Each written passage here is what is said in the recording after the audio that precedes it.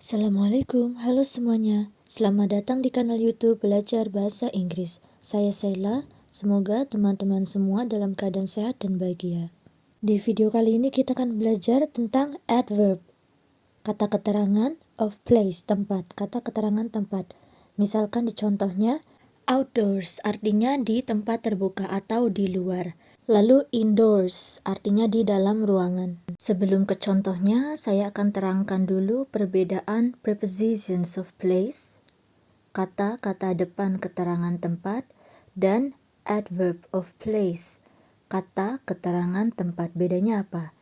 Untuk yang preposition of place, fungsinya untuk memberitahukan lokasi atau letak si benda.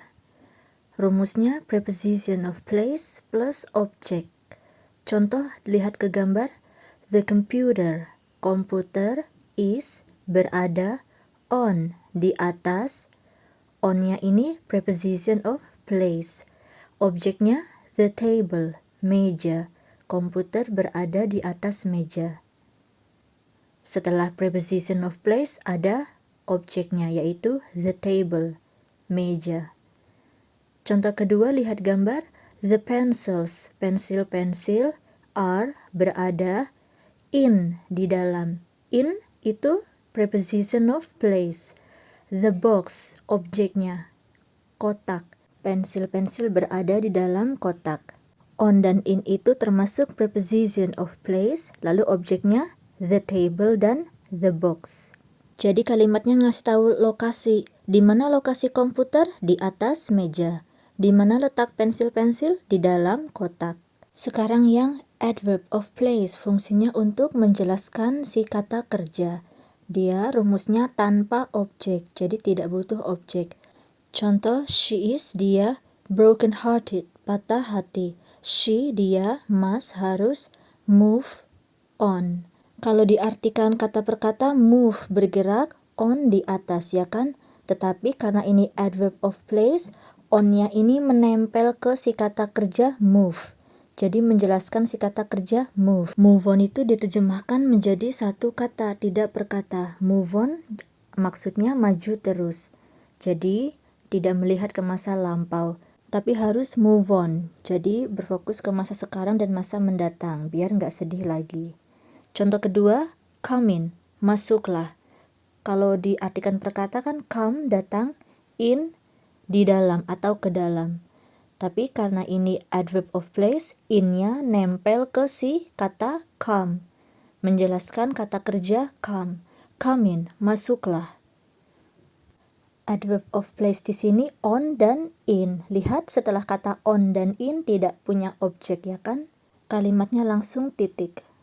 Contoh lainnya, kata over. Sebagai adverb misalkan Susi invited over, artinya mengundang atau mengundang untuk mampir.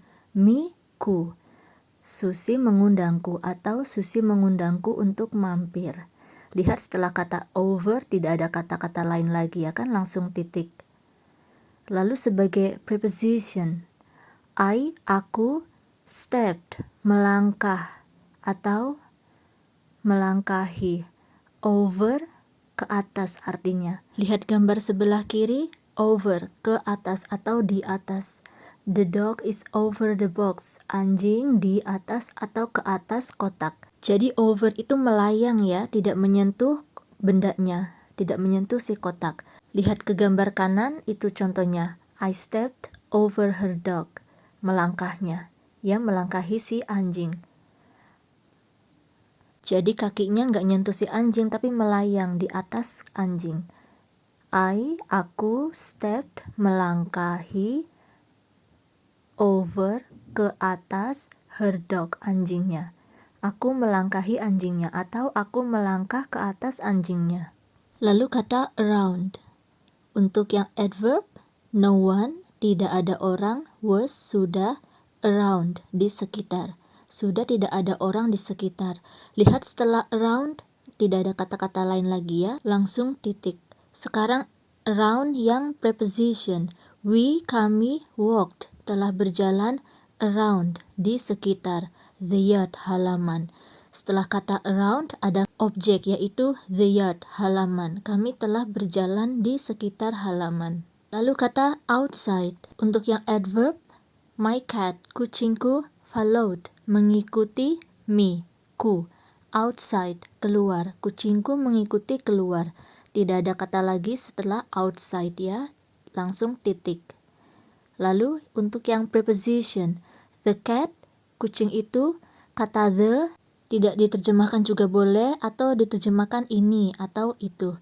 The cat, kucing itu, went, telah pergi, outside, keluar, the door, pintu. Setelah outside ada objek, yaitu objeknya the door, pintu. Lalu kata in, untuk yang adverb, he, dia, went, itu dari kata go ya, verb, kata kerja pertamanya go, kata kerja keduanya went.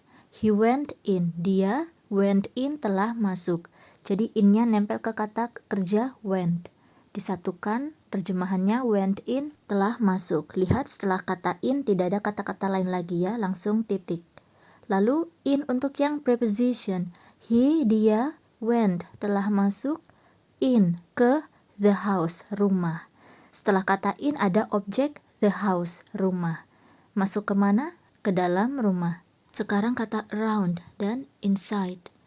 Untuk yang adverbs, the bear, beruang itu, walked around, telah berjalan-jalan, and, dan, then, kemudian, went inside, telah masuk ke dalam. Jadi around ini menempel ke kata kerja walked, untuk menerangkan si kata kerja walked, berjalan-jalan, walk around. Lalu kata inside ini menempel ke kata kerja went inside, masuk ke dalam. Lihat setelah kata around dan setelah kata inside tidak ada objek.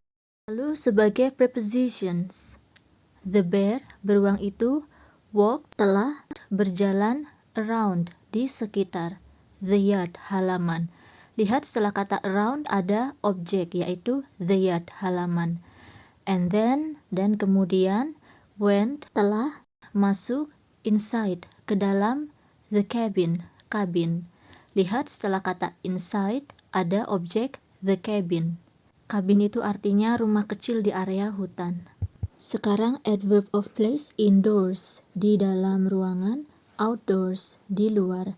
Contoh, it rained, telah hujan, yesterday, kemarin. Kemarin telah hujan. So, jadi, kami, had to, sudah harus, stay, tinggal, indoors, di dalam ruangan. Lihat setelah kata indoors tidak ada kata-kata lain ya.